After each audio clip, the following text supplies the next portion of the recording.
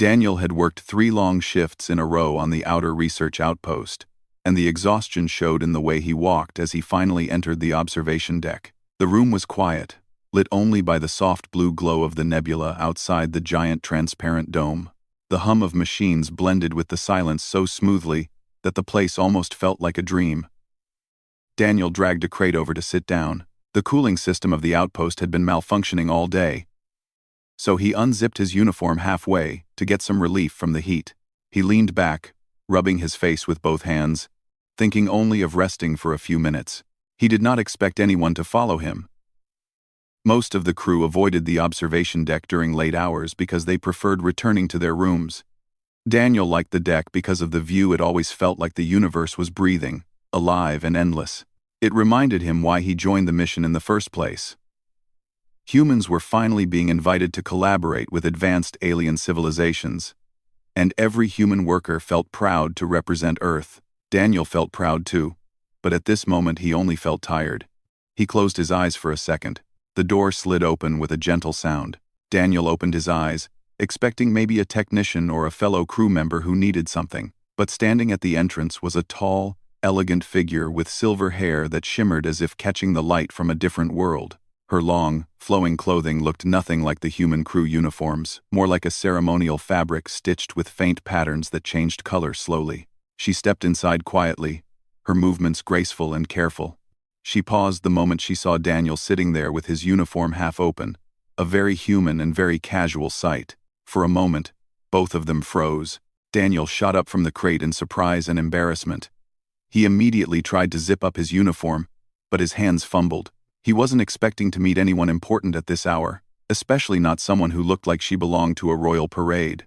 The woman raised her hand gently, signaling that he didn't need to panic. Her expression wasn't angry or offended. She simply looked surprised, curious.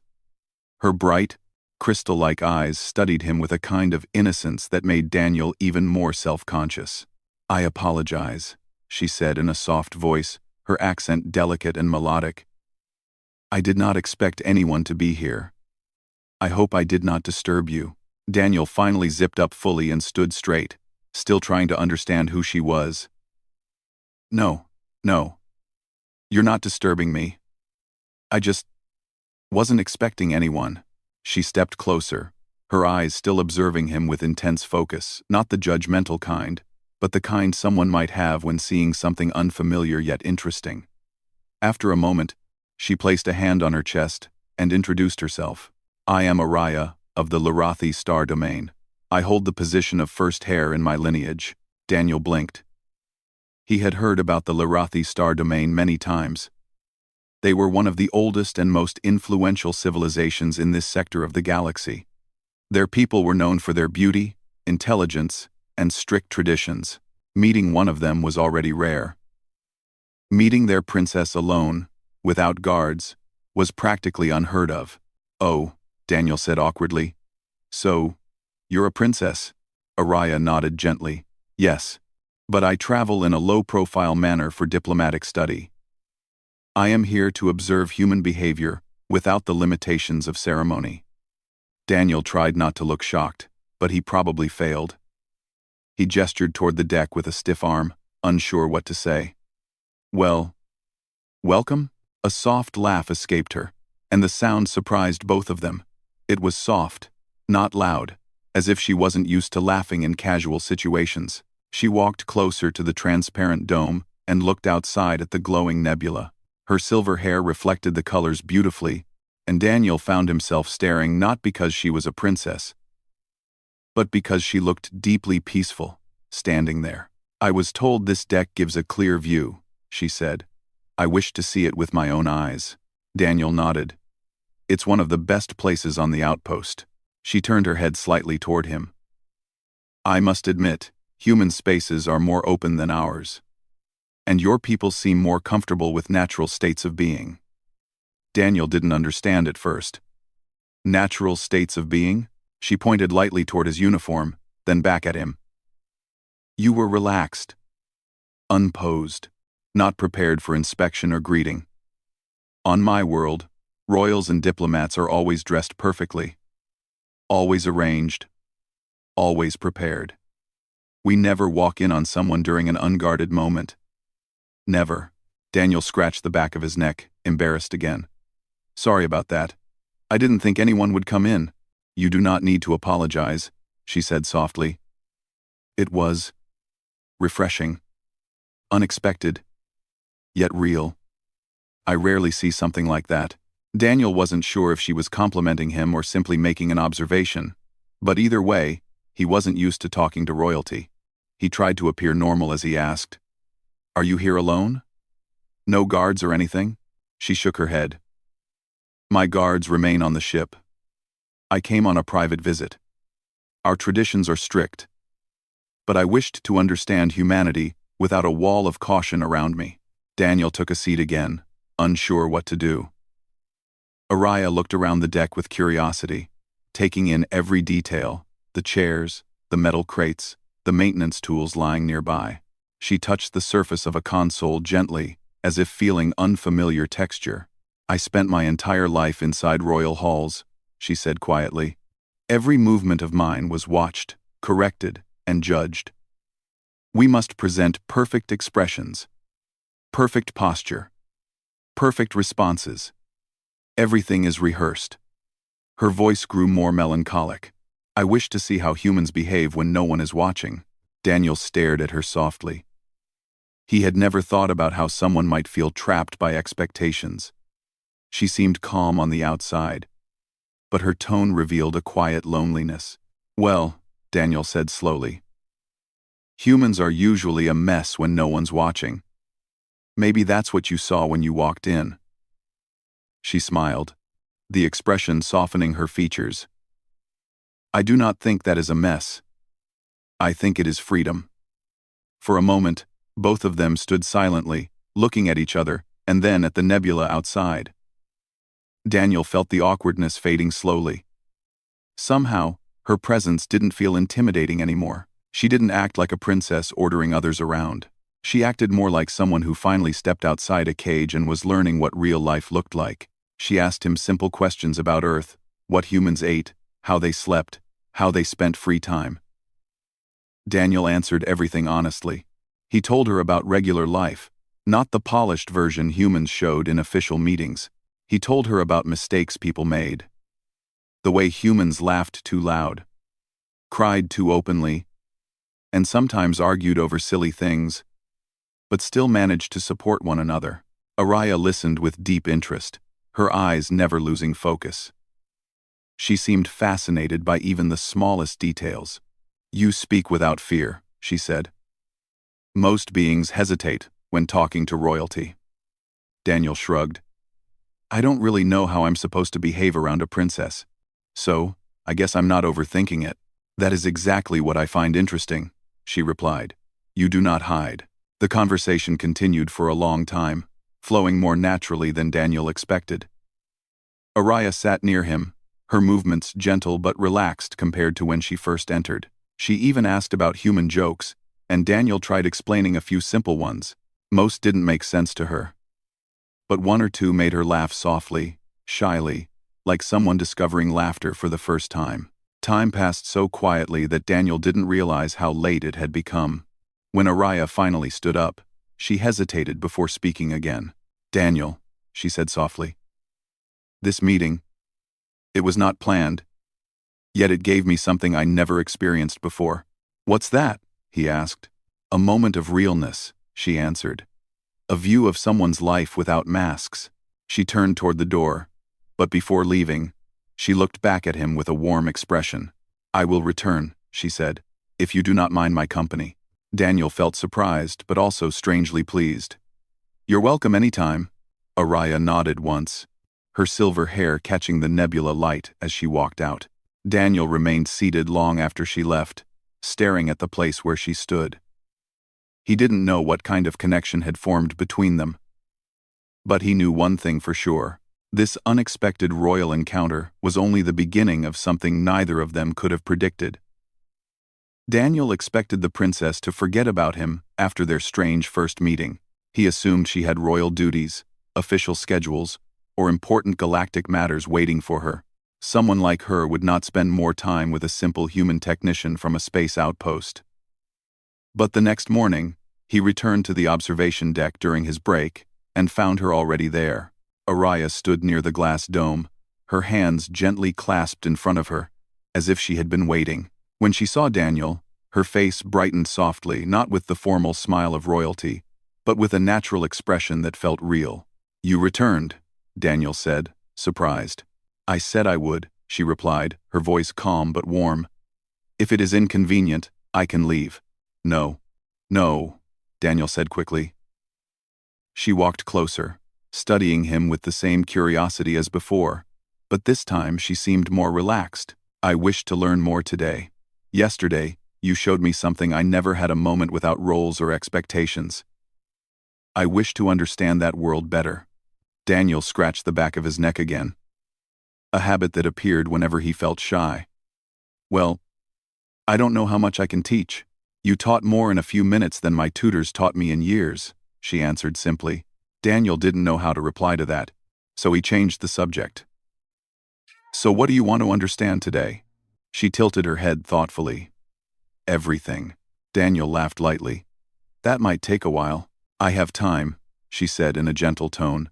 He didn't know if she was joking or serious, but her calm expression made it feel like she truly meant it. They started walking around the outpost together. The hallways were mostly quiet at this hour, which made it easier for her to explore without being surrounded by curious crew members. Daniel explained how humans worked in shifts, how they monitored data, how they repaired malfunctioning machines, and how everyone shared responsibilities because there were no servants here. Princess Araya listened intently to every word. She asked many questions, some simple, and some surprisingly deep. She wanted to know why humans risked dangerous missions without being ordered. She wanted to know how humans handled sadness. She even wanted to know why humans smiled so often, even when they were tired. "These are things I do not understand," she said as they walked toward the maintenance bay. "On my world, emotions are shown carefully. Our expressions are trained to remain peaceful and controlled." "That sounds difficult," Daniel replied. "It is," she said honestly. "You cannot imagine how heavy perfection feels when you carry it every hour." Daniel looked at her, noticing again the quiet loneliness behind her beautiful, calm appearance. She didn't seem like a princess enjoying power, she seemed like a person longing for something normal. They entered the maintenance bay, where a few crew members were repairing a damaged scanner. The crew greeted Daniel with friendly nods and warm smiles. When they saw Araya, they paused for a moment, unsure how to react since she looked obviously alien and clearly important. But Daniel introduced her casually. "She's a visitor. She's learning about humans." The crew, being typical humans, simply smiled and welcomed her politely before continuing their work. No bowing, no ceremony, no fear. Araya watched them with awe. "Do humans always treat outsiders like this?" "Pretty much," Daniel replied. "They do not alter their behavior when someone important enters the room?" "Not really," he said. "We treat everyone the same here." She looked fascinated. "This is what I find strange. You do not seem to need rules to guide every moment. You just act." Daniel chuckled. "We're not very good at rules." "To me," she said softly, "that is a strength." They watched the crew work for a bit. Araya observed how they communicated. Humans teased one another, disagreed, joked, and helped one another without hesitation. No formality, no rehearsed gestures, just teamwork driven by instinct and understanding. Araya stood quietly, absorbing every detail with wide, thoughtful eyes. After leaving the maintenance bay, Daniel led her to the small dining hall. It wasn't fancy, just metal tables, vending machines, and food dispensers. But Araya looked at it like it was something new and important. "Humans eat together in open spaces?" she asked. "Most of the time, yeah," Daniel replied. She walked around the tables slowly, her fingers brushing the edges. "We dine in closed chambers. Meals are prepared by royal chefs and served with perfect arrangement. It is not done for joy. It is done for image." Daniel frowned slightly. "Sounds stressful," she nodded. It is. Eating is not peaceful there. Here, it looks peaceful. Daniel ordered a simple meal from a dispenser, nutrient bars, rehydrated fruit, and hot tea. Araya watched the machine more closely than the food. She didn't try eating anything yet, but she seemed fascinated the entire time. She watched how Daniel sat casually, how he took a bite, how he held the cup without thinking. On her world, every posture during meals was trained. Every movement had meaning. Watching Daniel eat like a normal person, without performing for anyone, left her strangely amazed. When Daniel noticed her staring, he paused. "You okay?" "I am observing human relaxation," she said genuinely. Daniel blinked. "Observing what? You do not even realize how free you look," she said softly. "You move without thinking about how you are judged." Daniel put his cup down, suddenly unsure whether he should change the way he sat. "I mean, humans don't really think about that." "That is the point," she replied. "It is something I have never experienced." Daniel could hear truth in her voice. She wasn't exaggerating.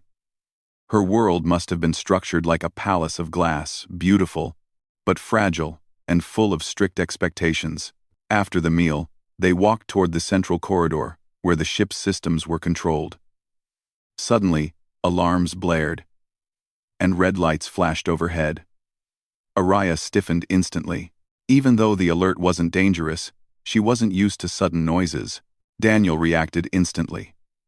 He stepped closer to her and placed a reassuring hand on her arm, guiding her calmly toward a safer section of the corridor.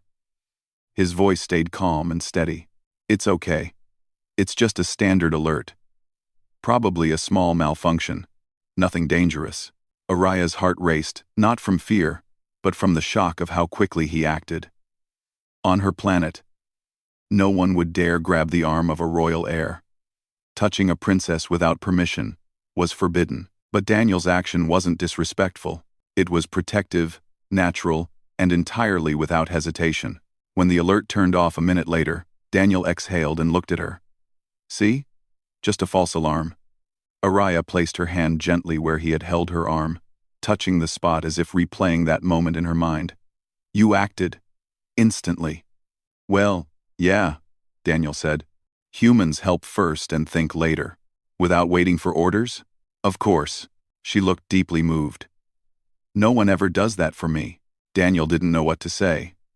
To him, protecting someone was normal. But to her, it was extraordinary. They continued walking.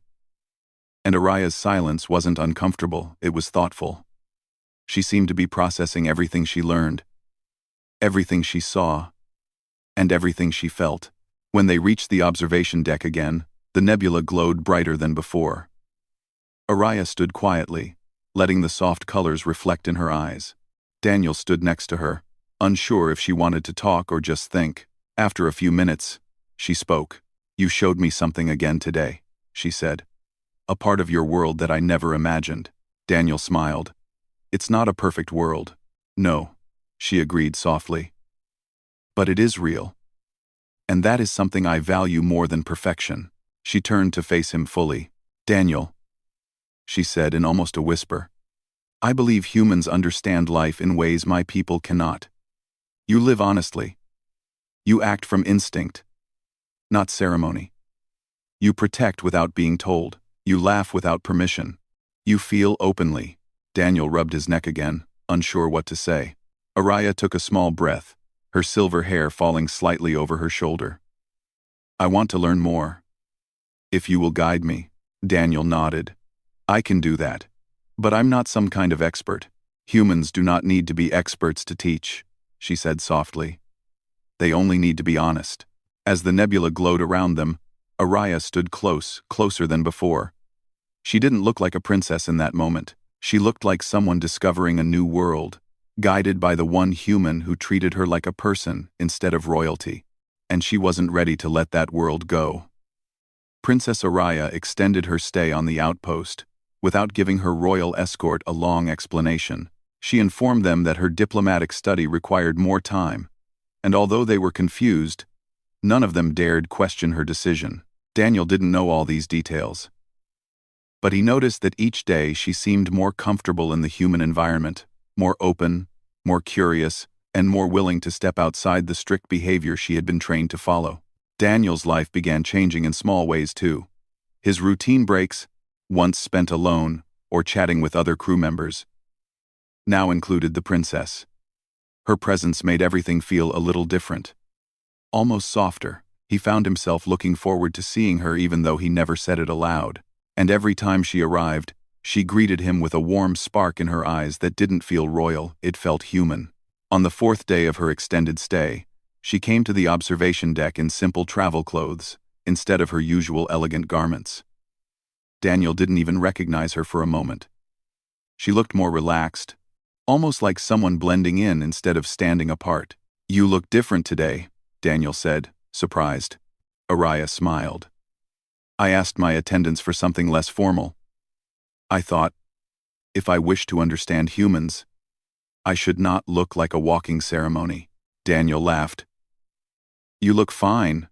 More like one of us." She seemed pleased by that comment.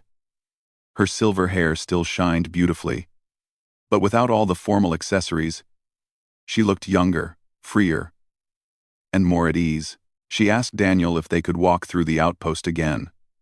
He agreed, and they started with the engineering corridor. Araya observed the crew working, and even tried to help by passing tools carefully and with visible concentration. Some crew members were startled to see a princess lifting equipment, but Daniel explained that she wanted to learn. Humans treated her kindly, offering simple instructions, no special treatment, and definitely no bowing. Araya found it fascinating. "I can hardly believe it," she whispered to Daniel during a break. "Your people treat me like I am normal." Daniel smiled. "Maybe that's a good thing." "It is," she said with firm sincerity. "More than you know." Later, they visited the control room. Araya leaned over the screens, fascinated by the simple switches, flashing indicators, and the teamwork of humans managing routine data. She asked Daniel to explain each part, and he did his best, even using plain words so she would understand easily. She listened without blinking, absorbing everything like a student hungry for knowledge. But the most surprising moment came when Daniel showed her the recreation room, a place with old board games, a hologram projector, and soft chairs for resting. The room wasn't fancy, but it held a peaceful charm. Humans played games here, talked freely, and relaxed without any pressure. "Humans have places just for resting?" Araya asked, in disbelief. "Of course," Daniel replied. "Everyone needs a break. On my world," she whispered, "I only rest when my advisors allow me. There is no place like this for me. Even my sleeping chamber is filled with symbols of responsibility." Daniel looked at her with gentle understanding. "That sounds heavy." "It is heavy," she said quietly. "But when I am here, I feel like I am breathing new air." Daniel felt something shift inside him. Maybe he didn't fully understand what life in a royal palace felt like, but he could see how Araya reacted to even the simplest human freedoms. She wasn't just curious, she was discovering a side of life she never had access to. They sat down next to each other in the recreation room. Araya folded her hands neatly on her lap, but after a moment, she slowly allowed herself to relax. She leaned back in the soft chair, closing her eyes briefly. "This is comfort," she murmured. "I did not know such a simple thing could feel so peaceful." Daniel didn't disturb her. He let her absorb the moment. After a few minutes, she opened her eyes and turned toward him. "Daniel, may I ask something?" "Sure. Why do humans treat strangers kindly? Even when they do not know them? Even when they owe them nothing?" "I see it everywhere here." Daniel thought for a moment. "I guess humans understand that everyone has a story, and everyone needs help sometimes. So we help. Not because we have to, but because someone might do the same for us one day." Araya looked touched by his answer. "That is a beautiful way to live." Before Daniel could reply, a soft alarm beeped to signal the shift change, and several crew members entered the room. Instead of freezing or stepping aside as she usually did around others, Araya stayed seated and smiled politely at them. She was becoming less formal, more natural, and she didn't seem afraid of the unfamiliar environment anymore. Later that evening, as the nebula light filled the observation deck, Araya asked Daniel to meet her there privately. She stood near the transparent dome again, but this time she appeared thoughtful, almost serious. "Daniel," she said softly when he approached, "I have learned many things in these days, but there is something else I must tell you." Daniel raised an eyebrow. "What's going on?" "I have spoken with my advisors," she said. "They believe I should return soon. They say a princess cannot stay too long in a foreign environment without protocol." Daniel nodded slowly. "Makes sense, I guess. But," she continued, stepping a little closer, "I do not want to leave yet." Her words surprised him. He hadn't expected her to say it so openly. "You don't?" he asked. She shook her head. "No. I have seen more truth here than in my entire life. And that truth came from you. You showed me not just human knowledge, but human honesty. You acted with no fear, no hesitation. You spoke with no filter. You protected me without thinking of my title. You taught me more than any royal tutor ever did." Daniel felt slightly overwhelmed but also strangely honored. He didn't think he had done anything special. "I was just being myself," he said. "And that," Araya whispered, "is what changes everything." She walked closer until she was only a few steps away from him. The nebula lights shimmered across her eyes, giving her a soft glow that made her appear almost unreal. "When I first saw you," she said softly, "I walked into a moment of your life that was unprepared, unpolished, and natural. I saw a side of humanity that is not in books or reports. That moment stayed with me, not because it was shocking, but because it was honest." Daniel remembered that moment well. The awkwardness, the surprise, the misunderstanding. And now, somehow, it had become something meaningful for her. Araya took a small breath. "Before I return to my world, I want to ask you something." Daniel's heart began to beat a little faster. "What is it? Will you allow me to visit again?" she asked gently. "Not as a princess, not under royal duty, but as someone who wishes to understand your world with her own heart." Daniel didn't need time to think. His answer came naturally. "You can come anytime," he said. Her expression softened, relief and happiness mixed in her eyes. "Thank you, Daniel. I feared you would say no." "Why would I say no?" "Because," she whispered, "I have never asked anyone that before." They stood side by side, watching the nebula stretch across the universe like a painting. For the first time, Araya didn't stand with the posture of a princess. She stood like a person discovering a new beginning. Daniel didn't say anything else. He didn't need to. The silence between them felt peaceful, warm, and full of meaning. Araya turned slightly and gave him a gentle smile. "This unexpected encounter changed my life in ways I cannot explain, and I am grateful." Daniel smiled back. "I'm glad you walked into the room that day." They remained there, two different worlds connected through a single, honest moment. And even though Araya would return to her palace and Daniel to his routine, something had changed forever. The princess had found a piece of freedom, and the human had earned a place in the heart of someone who had never been allowed to choose her own path. The universe was still vast and full of borders. But tonight, none of those borders mattered. For this moment, they shared something real, something simple, and something neither of them would ever forget.